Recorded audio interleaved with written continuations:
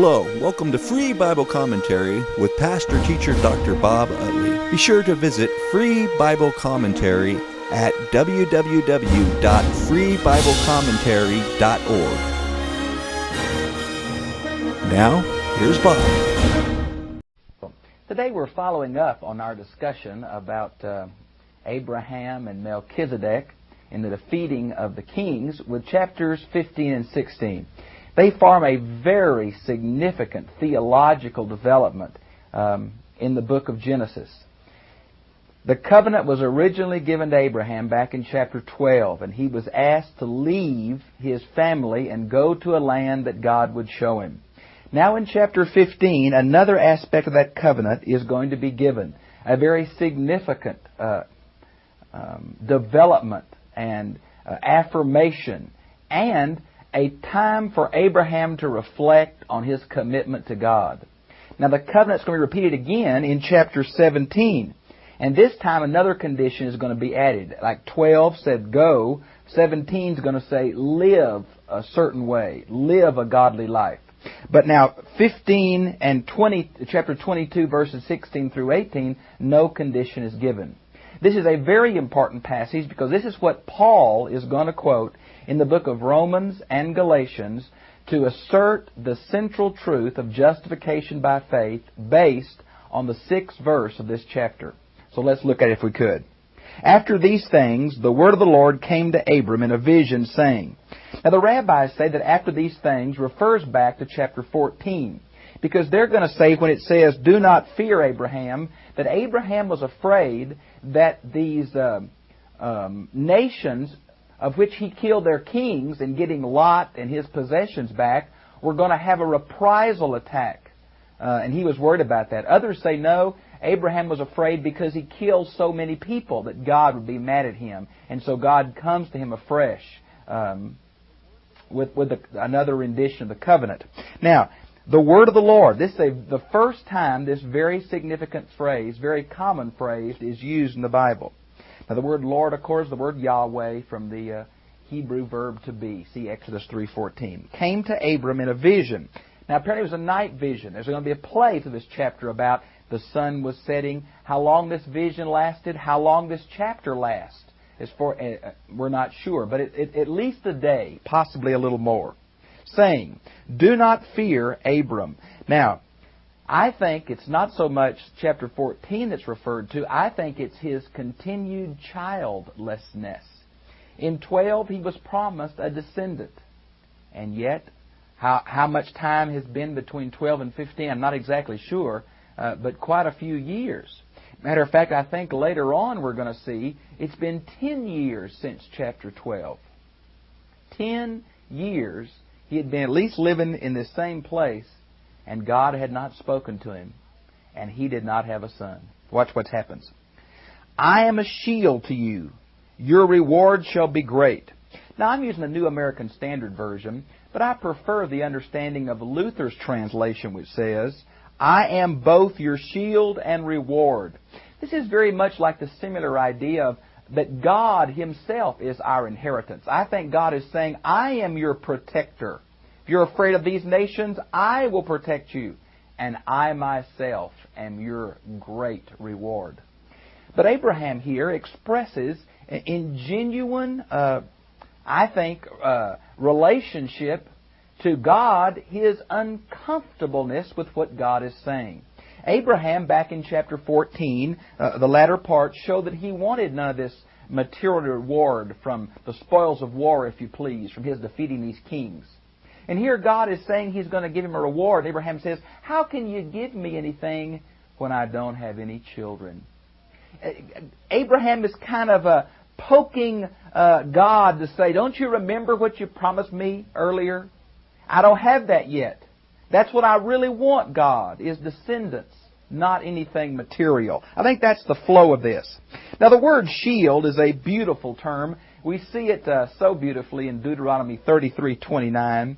It's related to the term deliverance that we saw back in chapter 14, verse 30. It's used quite often in the Psalms to describe God as our shield. You might want to see Psalms 3:3, Psalms 28:7. Psalms 33:20, Psalms 84:9, Psalms 91:4 is some of the places God is our shield. God as warrior is very significant when we are confronted with enemies. The New Testament would say God is our defender. And boy, when you understand the spiritual battle we're in, that's a tremendous title for God.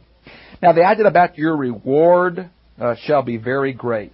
Back in chapter 12, two things seem to be connected with the Abrahamic covenant: land and seed. In the New Testament, the land is somewhat depreciated and the seed is magnified. Now, look at verse 2, if you please. And Abram said, O Lord God, this is the first time this occurrence happens. It's Adonai Yahweh. Adonai is a word to be strong, we think, is the derivation. It's much like the word kurios in the New Testament, Lord, Master, Owner. It's the idea here of the all-powerful God. You might want to see a beautiful passage on this in Deuteronomy 10, chapter 7. Now, O Adonai Yahweh, what wilt thou give me since I am childless? Now, this childless, look down in verse 3. It's going to say, the only heir I have is Eliezer of Damascus. And that's the problem. For you see, God had promised him a child, and childlessness was a sign of divine disfavor. And so for Abraham not having a child, it was like God was saying good things to him, but not producing what he promised, not showing his favoritism in reality. And that's what Abraham seems to be alluding to here. I am childless, and the heir of my house is Eliezer of Damascus. Now there is a play in the Hebrew between the term heir, or it's really the word inheritance, and the word Damascus. They have the same three Hebrew consonants together. And so it's an obvious play on this. Maybe that's why he brought up Eliezer of Damascus. Now we know that this verse is very much in a 2000 BC patriarchal setting. It just fits in with the Hurrian laws that we found from the Nuzi tablets that show this is certainly a historicistic account of this second millennium BC period. Now, many think that Eliezer is the servant mentioned in chapter 24, and that is quite possible. Now, verse 3. And Abram said, Since thou hast given no offspring to me, one born in my house is my heir. Now, here again, it's repeated for emphasis because Abraham seems to be very concerned about this. Then, behold, the word of the Lord came to him, saying, This man will not be your heir, but one who shall come forth from your own body shall be your heir. I want you to notice that it's going to be 25 years in the future before this actually happens. God was really testing Abraham's faith. All through Genesis, you see the testing of Abraham's faith. Not so much for God, but for Abraham. For Abraham to understand what the commitment meant. To Abraham to develop the relationship. And so here we have beginning here. Now notice it doesn't say that it's going to be from Sarah's body, just from Abraham's body. And this is going to cause the confusion of chapter 16. Now, notice where it says then, and he took him outside and said, Now look toward the heavens and count the stars, if you are unable to count them. And he said to him, So shall your descendants be. Now again, descendants, God's going right back to Abraham's concern, descendants.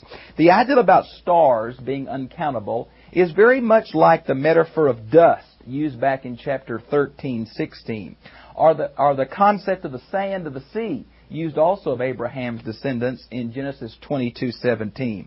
And that's, of course, are three metaphors to describe how numerable they're going to be. Now, in verse 6, the key verse in this passage, and Paul's very important theological understanding of how God works with sinful man. Then he believed in the Lord, and he, God, reckoned it to him, Abraham, as righteousness. Now, what is the then he believed? Hadn't he believed back in chapter 12? Well, sure he had. But he had expressed his concern to God that in all these years nothing had happened. But God promised again. Now, he wouldn't fulfill it for 25 years. But God said it. And he said, look at the stars. I'm going to do that for you. And Abraham believed God's word there. Now, the word believed is from a form of the word amen. We see it in Habakkuk 2:4. The just shall live by faith. There it's entitled faith. In our English translations, the word faith, believe, and trust all have one root. And this is the root amen. Now, it's in perfect tense. This is a word that means, originally it meant to be strong, to confirm something. But it came to mean lean on something, something dependable. Abraham is going to lean on God's promises. That's what faith is. It's not leaning on sight, just like Hebrews 11 says.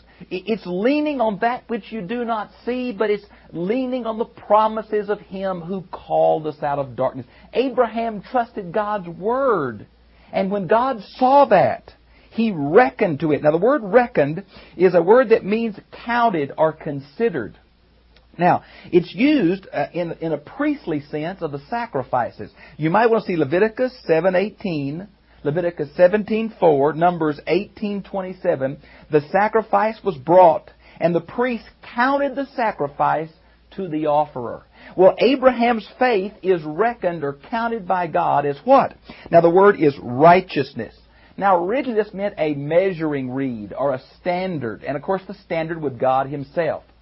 It kind of has developed in meaning some. It moved from standard, and it came to mean God's moral nature. And I think it's very important we see that. That's especially developed in the 8th century prophets. Isaiah, Micah, Amos, Hosea. Then it came to mean God helping of the poor.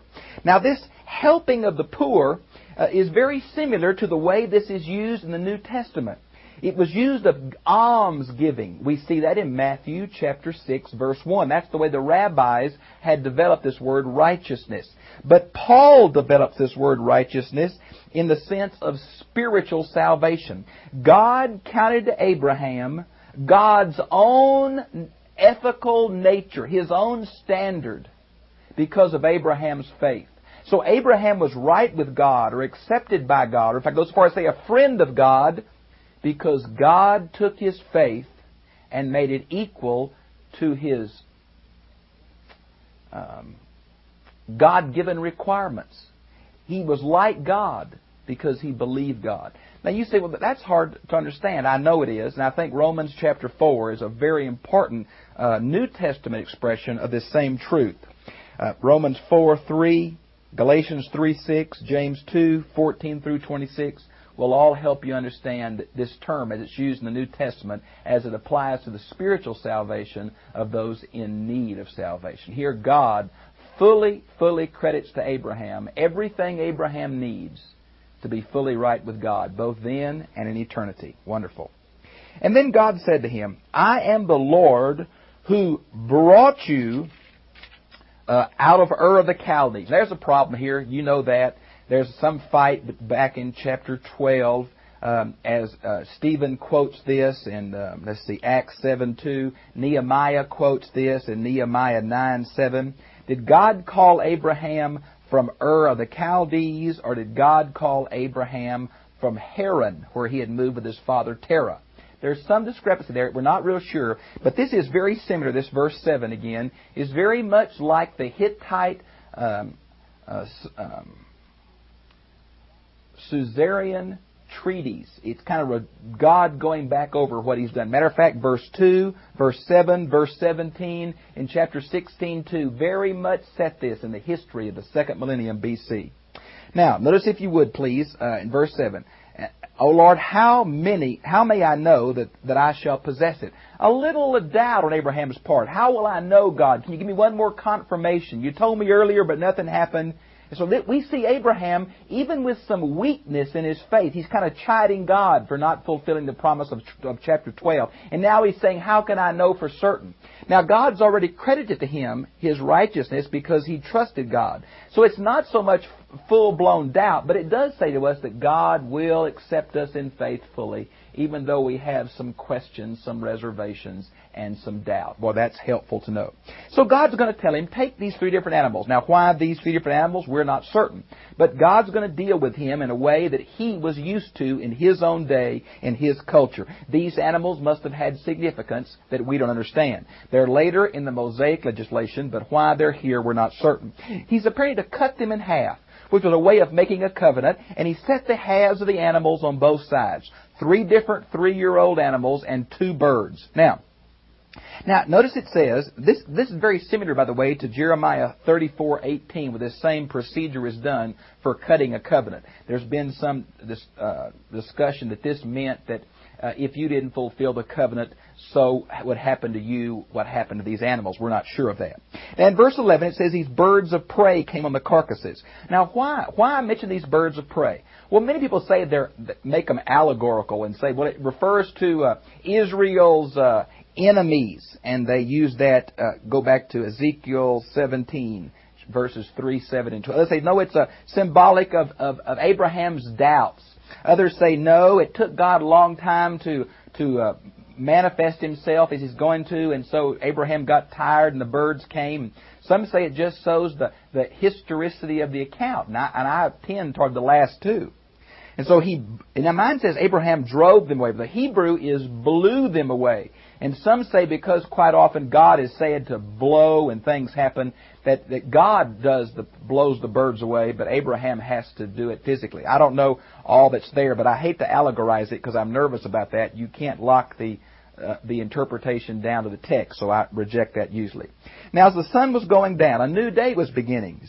Apparently it's a night vision early, now a new day is starting. A deep sleep, just like Adam's, Genesis 2:21, fell upon Abram, and behold, terror and deep darkness fell upon him. Well, this must be like Daniel. He had a lot of concern too when he thought God's promises were going to be fulfilled and positive, and God said, no, it's going to be another captivity, another series of problems. Maybe Abraham was seeing that here. He thought things were going to be all positive, but God said, no, it's going to be a long, hard road. Here's the promise of the land again. Now, 400 years is mentioned in verse 13. 4 generations is mentioned down in verse 16. I want to show you this book called Questions and Answers by F.F. Bruce. In Exodus 12:40, it says 430 years. There's been many different ways to combine these two numbers, 400 years versus 430, because 400 years is mentioned by Stephen in Acts chapter 7, but 430 years mentioned by Paul in Galatians chapter 3, verse 13. In your notes, I've given you an extensive outline of how these two have been reconciled, and you can take your pick of the different theories. Now, notice that, let's see, he's promised that he's going to die, that his people are going to go into captivity, but they're going to come out, and they're going to come out with many possessions. This seems to be related to Exodus 3:22, Exodus 12:35, and 36. That happened, and all that gold and the silver turned into the tabernacle. Now, he's going to die in verse 15 in a gentle way at a ripe old age. Then the 4th generation, his people are going to come out because the iniquity of the Amorite is not yet full. Amorite is a collective term for the 10 tribes mentioned down in verses 19 through 21. Now, sometimes there's 10 of them. Sometimes there's 7 of them, like in Joshua 24:11. Sometimes there's 5 of them, like in Exodus 3:17. Sometimes there's just 3 of the tribes mentioned, like in Exodus 23:28. Here, many of them are mentioned. The Rephaim is the giants. That's an addition, and a few other ones that aren't usually here. Okay, but that's the Amorites, the collective term. Sometimes Canaanites, the collective term. Now, God says their sin isn't finished. I'm going to judge them, but it's not yet time. When the Jews are going to sin the land, God's going to do the same thing to them He did to the Amorite. God's no respecter of persons. So a flaming torch passes between these two halves of these animals. Now, this flaming torch seemed to be God dealing in a way that Abraham expected. We've learned from the Akkadian curse documents that this was a common way of representing a deity. It was an oven. I really think it's the idea of food being a part of the covenant. It was a kind of a beehive-shaped oven, and he saw the flame inside. Notice just this symbol of God passes through the animals, not Abraham, because this whole chapter emphasizes that all of this is God's initiative, not Abraham's efforts. And that's the focus of justification by faith. It's the grace of God, and it's the faith response of man. Now, the dimensions of the promised land are given here, and you can see those in your notes. Now, in chapter 16, Sarah says they apparently tried to have children for many years. 10 years, we're going to learn, and no child has come. Abraham is put back on his faith in God's promise again and again without even having to see it. You might want to read Hebrews 11, which mentions Abraham's faith very often through there. Now, there was an Egyptian handmaid. She probably was purchased while Abraham and Sarah were in Egypt. We found that back in Genesis 12, 10 through 20. Her name is Hagar, which means fleeing, which is kind of a play on her name because she's going to flee from Sarah in the later part of this chapter. Now, Sarah said, now I haven't had any children. God didn't tell us I was going to have the child, just that you were, so take my maid. It follows exactly in line with some of the Code of Hammurabi and some of these Hittite treaties and Hurrian treaties that we found in some archaeological finds. So Sarah wasn't doing something immoral. She was doing something very common in her day to raise up a descendant for herself. And the word here in verse 2 is to build herself up. We get the Hebrew word ben, son, from this idea of built up. You might want to see Deuteronomy 25:9. Notice in verse 3 it mentions 10 years they've been there, no child. So Abraham goes into this handmaid. She becomes like a concubine, not really a wife in verse 3 as it says, but more like a concubine. Her child would be Sarah's child. Her child would be the legal heir, but would be considered Sarah's child. Now, once she conceived, she began to act kind of arrogantly towards Sarah. And boy, Sarah, you look at verse 6, Sarah threw a hemorrhage, verse 5 and 6. We learn from the culture of the day, this was in line with her rights. The maid had not acted appropriately, and Sarah says, now Abraham, you make it right. And what Abraham says, all right, make her a slave again. Now that's not Abraham being ugly and mistreating Hagar. That is the legal consequences of the covenant that Sarah instigated and that Hagar broke. And so we need to see that in light of its own day and not ours. Now, so Sarah was ugly to her. Apparently put her back as a slave. How ugly, we don't know. Maybe it was cruel to her. We're just not sure. Hagar started it. Friend Sarah finished it. Now, in verse 7, she flees. She runs away. Her name is fleeing. It's a play on the word, so she fled, and Hagar. Now, in verse 7, it says, the angel of the Lord found her in the wilderness. Now, the word here, we're not sure exactly geographically where it is, but it's on the way to Egypt. She's going back home, and she was already south of Beersheba. Now, the angel of the Lord, is so often in the Bible, this seems to be a personification of God. Many of us believe it's the pre-incarnate Christ. The reason look at that verse 10. I will greatly multiply you. And the angel of the Lord said about the child. And look in verse 13. Hagar says, the name of the Lord who spoke to me is the God who sees. But there are numerous accounts. I listed them, all of them in your outline, of where the angel of the Lord seems to be a personification of God. Now, there are some places where he's very separate from God. But in the older parts of the Old Testament, many more where he's identified, and you can see that list. Now, let's see here. Angel of the Lord said, handmaid of Sarah, where are you going? And she says, I'm running away. Angel says, you return and be under Sarah's authority. And then the angel's going to tell her, the angel of the Lord, I think it's Jesus, in verse 11 and 12, something about this boy. The angel names the boy Ishmael. The angel says he's going to be kind of a wild person, live out in the desert. We're not sure if the word is a wild ass of a man or a wild horse of a man, but you get the idea. He's going to love the freedom of the desert, much like the Arab tribes are today, particularly the Bedouin in their nomadic existence. Now it says, because the Lord has given heed to your affliction, this is the idea that God has heard. I think it's important that we see that. There's some play on the words there, because the word affliction is the same root as treated harshly back in verse 6. Now, notice this boy is going to be kind of wild, and it says he's going to live to the east of his brothers. Now, this has two meanings. He's either going to live to the east, or he's going to live in constant conflict with them. Both of those meanings seem to be true. And she called the name of the Lord who spoke to her, Thou art a God who sees. Now, look at that in verse 14. Mine has a Hebrew word just transliterated there. This Hebrew word is the idea of the well of the living one who sees me. I think what Hagar was so surprised of, that God took cognizance of her need. Abraham made a mistake. Now, he didn't have all the information, but he acted in his own effort. And this whole series is God's going to bring about the promise, not Abraham. But even though Abraham acted maybe impulsively, even though it was in line with the culture of his day, God cared about the boy and the maid who were involved in Abraham's learning and Sarah's learning to trust God more. So God comes to her, and really He gives to her a promise almost like He's given Abraham. Not extensive, but the boy is going to grow up. He's going to have a lot of seed, a lot of descendants. He's going to be a great nation. God cared about this little maid. Friends, I want to tell you, if God cared about Hagar and Ishmael like this, it shows God's heart that He cares about people in times of stress. Little people, insignificant people. God cares. I don't know who you are, what you're going through, but I want you to know God cares about you. And she named this well, and apparently it's there to this day.